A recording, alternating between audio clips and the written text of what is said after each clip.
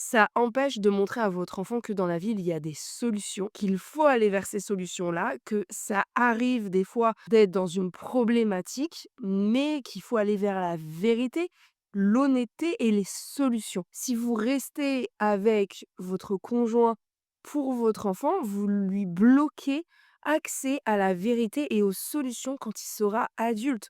Et ça sera terrible parce que ça sera un adulte qui ne croira pas en l'amour, qui ne croira pas en la vie de famille équilibrée, qui ne croira pas aux solutions, qui croira seulement juste de bon bah à un moment on est condamné quelque part et puis on reste dans l'endroit où on est, puis point final, on se tait. Le bonheur n'est pas si important que ça. Donc, vous voyez, c'est vraiment une fausse bonne idée, ce genre d'idée. Maintenant, loin de moi de vous dire automatiquement d'aller divorcer. Si vous pensez que ça y est, votre couple est fini, faites ce que vous devez faire. Mais par contre, quitte à rester pour les enfants, au moins allez faire une thérapie. Au moins allez travailler jour et nuit sur votre couple. Au moins priorisez ce couple-là. Faites en sorte que ce couple-là marche.